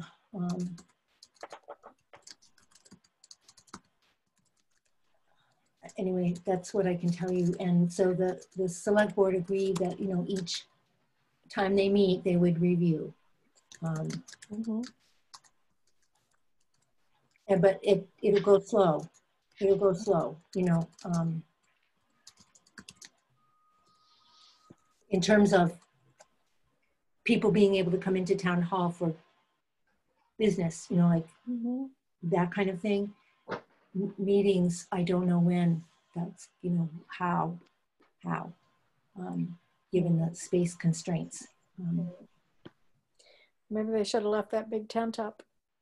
Yeah, I mean, there was some talk about tents, but there's, you know, the whole issue of evening meetings, lighting, mosquitoes. Yeah, no, that was just said as a joke. Yeah, I mean, you know, how could you share documents, you know?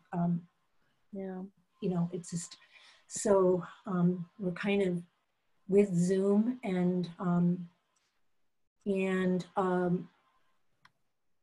not to add more to this, but Niche Engineering is getting ready to submit the Locks Pond Culvert Notice of Intent.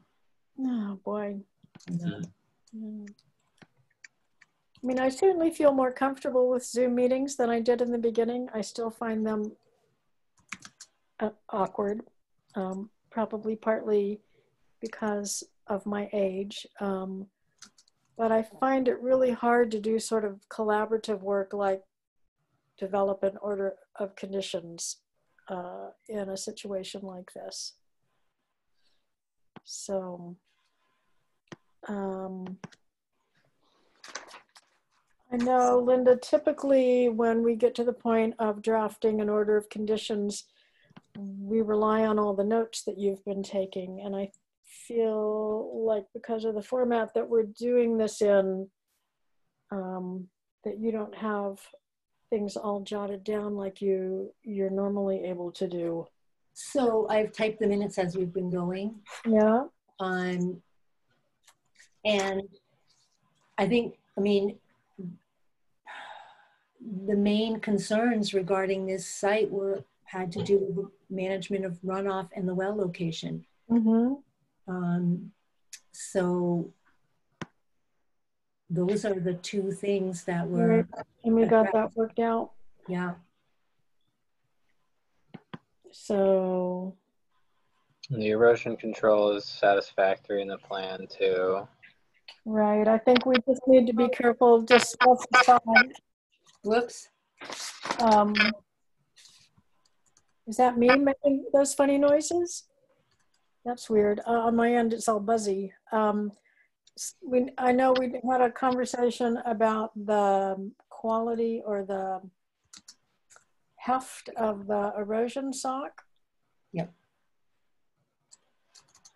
I know we want to be careful to make sure any excavated material is removed from the site. Mm-hmm. I think I don't know, it's hard to anticipate whether they'll be bringing material in, but I don't think there's any place on the site to stockpile material.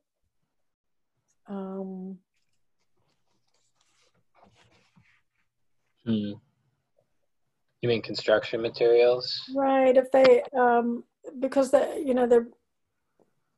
trying to visualize the sort of sequence of work, and I know they're going to be doing excavating, but then they'll also be filling back in around the new foundation, and they'll be bringing in materials for the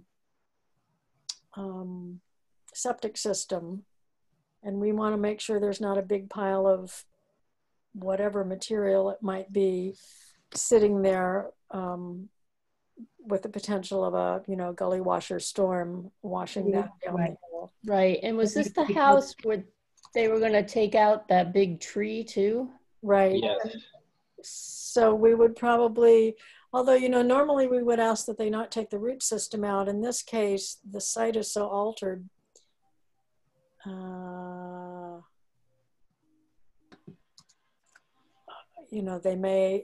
They certainly would have to take a portion of the root system out to do the excavation for the foundation. Right.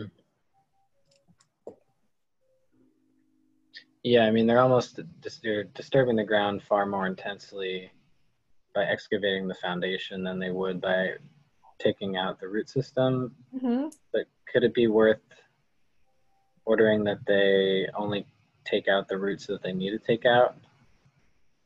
I don't know if that's even standard practice. Well, yeah, I don't know. The same thing went through my head, and I'm not sure in this case whether one or the other would make a substantial difference because of all the excavation that's going on. Right. My instinct is that it wouldn't. So I might not even make a condition about that, because they're going to have to fill that all back in and right. I am going to call up the site plan again. Or maybe Liam, could you put that up for us? Yeah. And let's just see if there's anything else.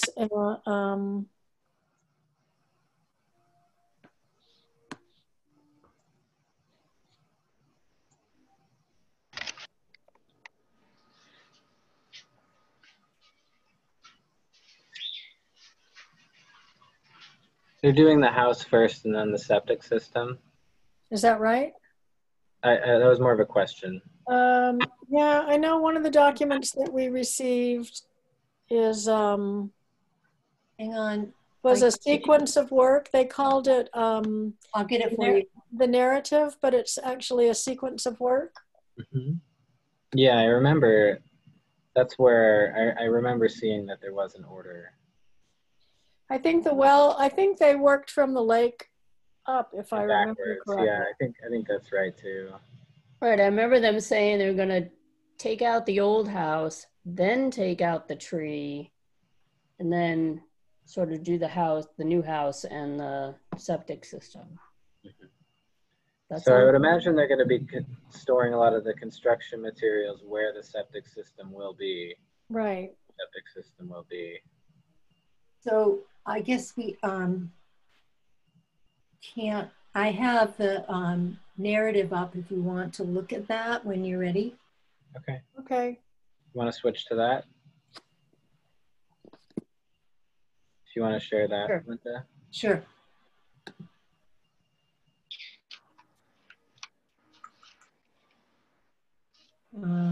Hold on.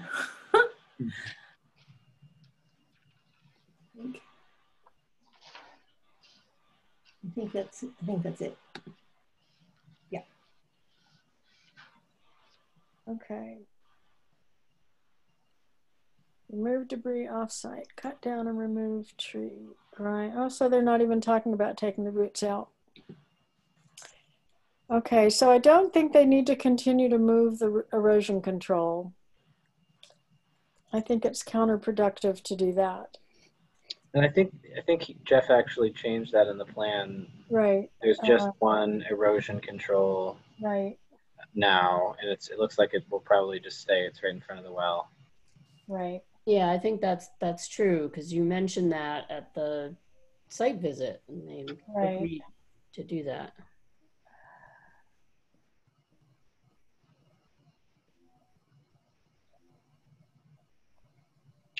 Okay. Okay, excavate foundation. Okay, ditch number 8, pour foundation, backfill foundation, rough grading, build house. Okay.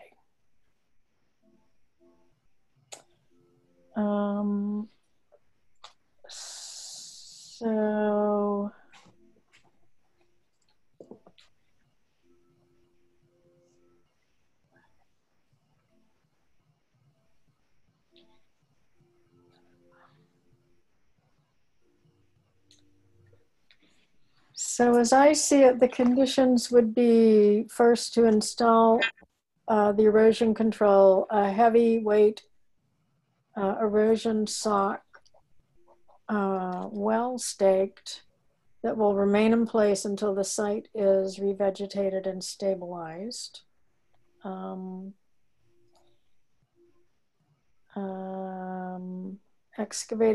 excavated material will be removed from the site. No, I mean, I don't mind if they store lumber and stuff on the site, but how would you state that? No loose material or? So will you want to, excavated material removed from site or covered if, if it can't be removed? Well, I think excavated material, we want them to just remove it because you think they'll reuse that? I don't know. I just. They might reuse it for the grading because they're going to put a lot of sediment in above the septic tank. If you remember, it was going to be like 3 or 4 feet of new land. So then we should say either excavated material needs to be removed from the site or stockpiled with a covered by a tarp and with an erosion sock around the downslope edge. Yeah, I think that's a good idea. I hadn't considered that. they would probably store that excavated material on site to use Yeah. for the grading. And Yeah, but that makes sense. then, I wish I could be typing this in the order, but yeah. Well, yeah, no, I don't think we want to type it in the order. I think we want to do a separate Word doc. okay. Just because I always find it's hard. It's such a jumpy program. So I'm wondering if just in terms of process, if you all worked out all the conditions that you agree upon tonight, then the actual, you could vote that Penny and I could complete the order, and put your electronic signatures on it. I don't know, you can do that. It's up to you, but just. I'm comfortable with that. Me Just too. a thought, Penny, I didn't know, Well, no, I find that much easier to just sort of sit calmly and do that. As long as we all come up with the conditions that we want. Yeah, I just wanted to interject that because I was thinking, oh, I should be typing this in, but I'm just writing the notes as you go. So yeah, okay. Keep going. And we need to make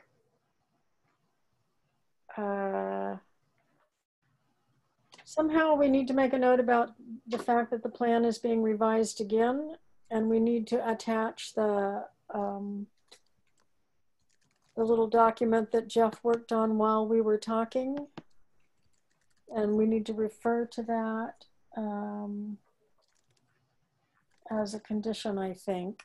You could include, yeah. And this is when my brain starts falling apart at 9 o'clock. So we can include Jeff's runoff solution doc.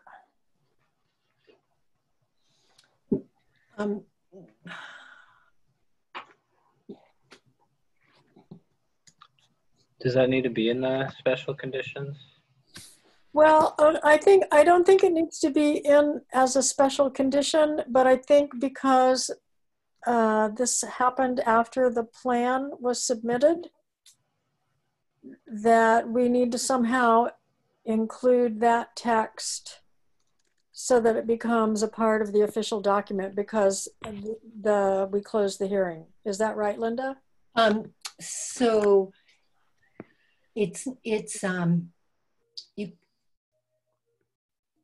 so this Jeff's document would be a new edition. So, and he said he was going to be putting that on the plan, but it seems to me that, just thinking back on things,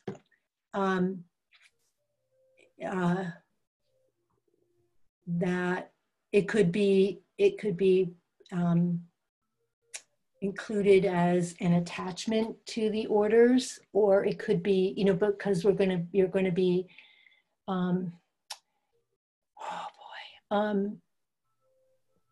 so we've never attached anything to an EDEP submission. We've always put the special conditions in the box. Well, no, we've often had a Word doc, special conditions.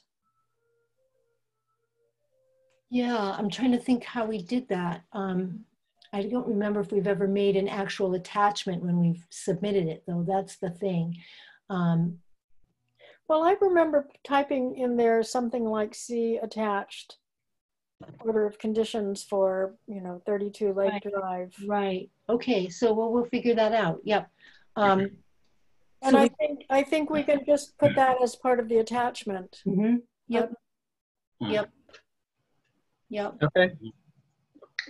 So do we have two special conditions right now. What I have is the silt sock in place, still revegetated, and excavated material is stored on site, needs to be under a tarp, and silt sock down gradient from it. Yeah, so that's two. And then we need to say something about any materials brought onto the site. Yeah, that they need to construction materials. Any construction. And as I said, I'm not sure quite how to specify that I'm more concerned about a pile of loam than a pile of lumber. I don't know. My brain is too tired to think of the right word for that, but you get the drift. And I it think would be maybe talking about excavated material versus, I don't know what the term for construction materials. right. Any loose construction material. I'm sure there's a term, I'll think about that, but it would be a similar condition to the excavated material, that it would be stored in the same fashion. Mm-hmm. Right, could they be combined, any excavated material or soil, brought on site? Or loam, sand, whatever brought in for the project would be managed in the same way. I think that's a good idea, Robin. Okay, like any loose construction materials with the possibility of erosion. Yeah. Maybe something like that. Yep. Okay. And then we'll put in a reference to Jeff's document and note that it's being provided as an attachment. And then we'll put in well,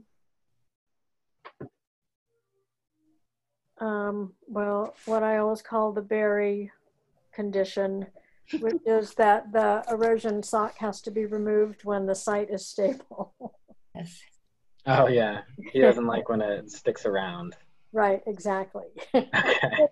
Which, it's very funny. I was on a breeding bird survey in June for a solar farm in Amherst that must have been finished 3 years ago, and the silt fence is still there. So it's a good condition. Yeah. Okay. I mean, you usually say the erosion control establishes the limit of work, which is kind of, not necessary in this in this situation because it's where it is, but. It's worth saying though. Okay. Yeah, I think that's a good idea. And something else just went through my head.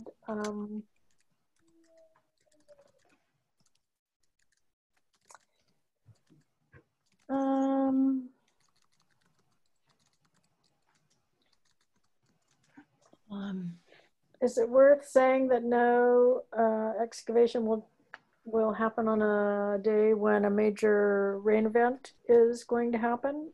I mean, that's common sense, but. Probably wouldn't hurt to put it in there, but I don't think anybody's going to work on a rainy day doing bulldozing and excavating. Oh, you'd be surprised. Okay. I'd be more concerned too, also of when they're building, a lot of times the shingle wrappers on the bundle of shingles, they get tossed off when they're doing it, and they ended up in somebody else's yard or somebody else, and try to keep the cull lumber, they'll call it, that material in an area where it's covered. What is it called? Yeah, cull, C-U-L-L. They'll call it cull lumber. It's just your odds and ends. All the scraps. Any of your like when you're doing shingling, they'll take and rip the bundles open, and then they toss it down off the roof, and they don't pick it up at the end of the night, and the stuff's blowing all around. I've seen many job sites where that happens. Okay, we'll put that in. Well, I can't think of anything else. That seems fairly comprehensive to me. Okay. Yeah, I agree. Okay, well, I'm tired. Shall we call it a night? So, Sure. A night. What else do we need to do, Linda? Nothing else. I just want you to make a vote about how you're going to handle the order. Okay. You need to formalize that, a statement about that, Penny, you give Penny the power to complete, compile the conditions into a document to be attached to the order of conditions. And to complete the order, I mean, it's not done. So, there's other places, other things to be filled out on the order. Right. So should we go and do those? You want to do those now? No, but okay. Okay, so. Okay, the findings. Yeah, findings. Private water supply, groundwater supply, fisheries, prevention of pollution, protection of wildlife habitat. I think that's it. Okay. And then we're approving this project subject to conditions. It's a buffer zone only project, and linear feet is, I'm going to say, I think it's 15? about 12. Well is 15 feet. Did you say 15? Yes, 15. I thought he said 15. But the silt fence needs to go on the other side of that, so let's say 12. Okay. Okay, 12. Okay. And then in the rest, no inland resource area impact. Right. And no coastal. No coastal, no 23, no 24. No, wait a minute, hold on. And here we are. And then we will put in a statement, say 19 is not subjected to stormwater standards, right. Correct. All right. And then special conditions, we will say see attached special conditions for 32 Lake Drive, and add the file number. Yep. And the date, I guess. Okay, I'll okay. Fix that after. Okay.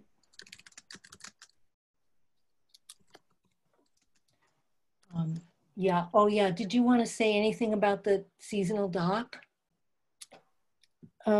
Should we just say, make a statement that the Chapter 91 license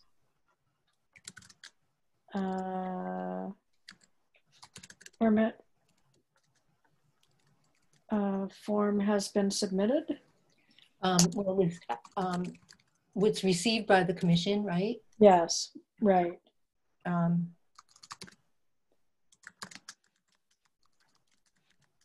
And I'm just bringing it up, and you didn't, have anything about what, they're taking it in or out or anything like that. And yeah. They haven't indicated that they're making any changes to the stone wall along the edge. Right.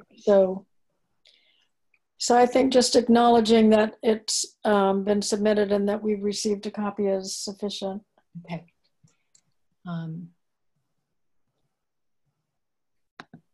Okay. So we can save that and then go back and work on it?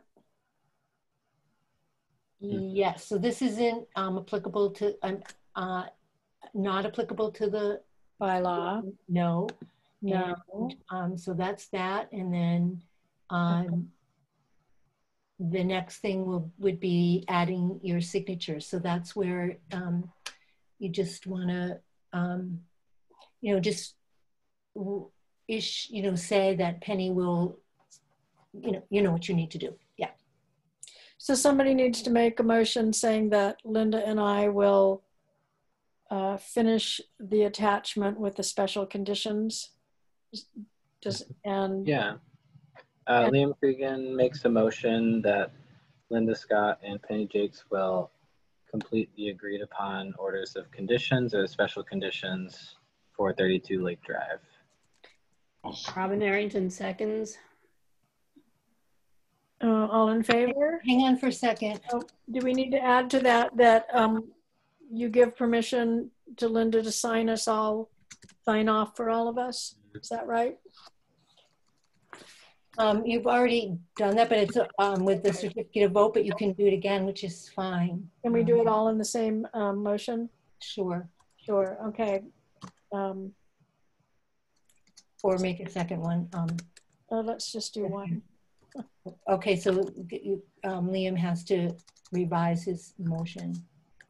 Okay, this is Liam Cregan revising my motion by adding that we give Linda permission to sign commissioners' names as e-signatures. Robin Harrington seconds the motion. All in favor? Aye, Russ Missoula. Aye, Robin Harrington. Aye, Liam Penny Cregan. Jakes. Liam Cregan, aye. Okay, are we done, Linda?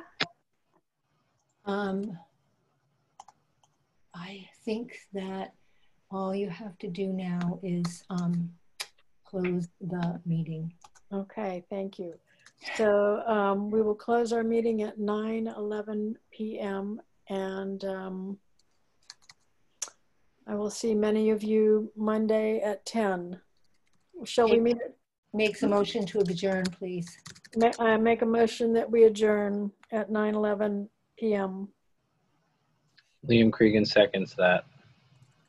All in favor? Aye, Robin Harrington. Liam Cregan, aye. Penny Jakes, aye. Russ. We need you to go again, Russ. Russ. What's that? Russ Missoula, aye. Thank you. Okay, thank you all. Thanks, Yeah, thank you. Linda, I'm going to contact Howard Kinder tomorrow and I'll make sure I set it up so he contacts you for Monday morning. Great. That would be great, because if we're going to meet him as well, then I'm not going to walk from my house. I will drive my car if I'm going to have to go all the way down to the dam. Oh, that's a long walk, Robin. So Howard, Russ, why don't you, once you talk to Howard, why don't you contact me, because you have my number and my home number, and you can call me. Okay. Okay, thank you. Okay, thanks. Okay, good night, everybody. Bye, Good everybody. night. Night. Thanks, all you guys. Bye. Liam, I think you have to end the meeting. Oh, yeah, I'll stop recording too. And then I'll end the meeting for all. Thank you. Thank you. Yes. Good night. Good night.